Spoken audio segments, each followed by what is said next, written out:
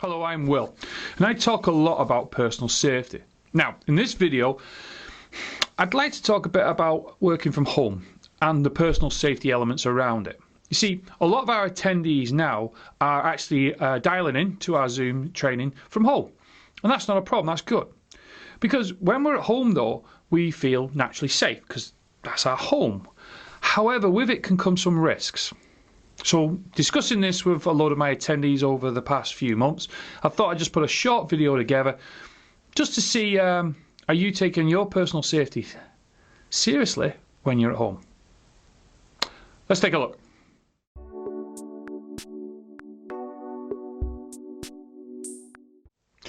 So working from home, yeah, we all like it. Some people like it more than others. However, one of the risks that we can have when we're working from home is we can actually become complacent.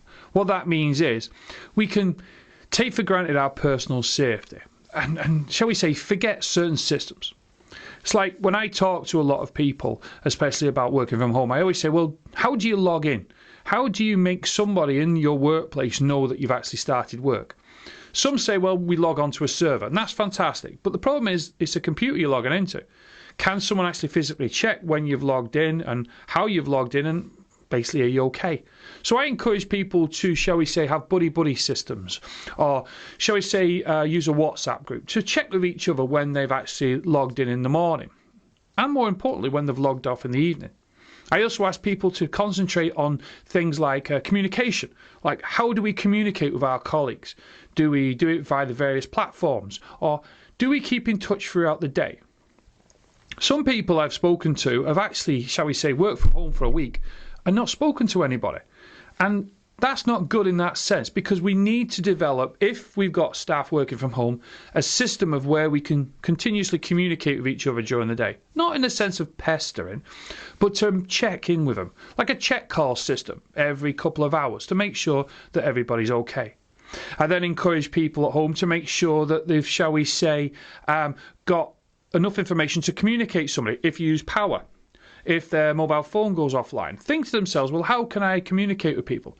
I've known people, believe it or not, to have a power cut in the house or their home, and then the mobile phone go dead, and they've been stuck thinking, right, all my electric systems are down, electronic, and I haven't got a number for my colleague, but I've got a landline and things like that. So it sounds funny if you think about it, but it has happened to people. So then I need you to think to yourself, right, okay then. Do I keep in touch with my organisation if I'm going out to a visit, if I'm going out to a meeting? Do I actually inform my own family where I'm going in the event of an emergency? And even think to yourself, if you're in the house on your own, how do you have the house set up? I'm not being cruel, but have you set it up so that you can minimise accidents, like there's no coffee or tea being spilled or water, or even hurting yourself? Have you even, shall we say, got a first aid kit available for you to get? Because you know why?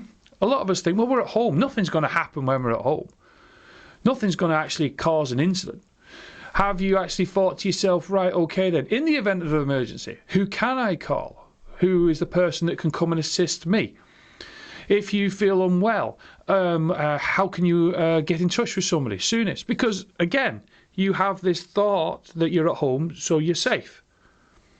Then you've got to start working on other things as well. Like, you must look at your stress levels. If you're in a role where, for instance, that you are encountering, shall we say, degrees of verbal abuse or even threats down the phones, right, okay, we've talked in the past about report and recording, but how do you tackle that? Do you take regular breaks? Do you, shall we say, stick to a good routine to keep, obviously, yourself in a state of, shall we say, healthy mind? Do you go for walks? Do you take, like I said, then regular breaks? Do you make sure you monitor how much caffeine you're taking in? Are you drinking water? These are all these little things. But you've got to look at it like this. When you're at home, yes, and you're working from home, you're in a safe location.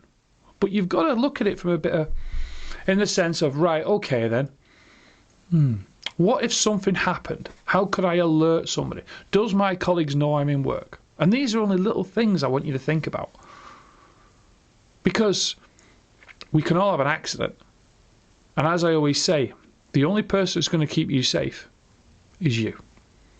So take a couple of minutes if you're watching this video and you're working from home and think to yourself, Am I safe? Thanks for watching. Stay safe whatever you're doing. Please continue following us on our various platforms, from our LinkedIn and to our YouTube channel. I hope you subscribe if you're interested in personal safety and lone working. We're on Instagram. We just put videos up there because some attendees asked us to do it. And we're also on Twitter. So we're easy to get. Stay safe whatever you're doing. I look forward to making a new video, and bye for now.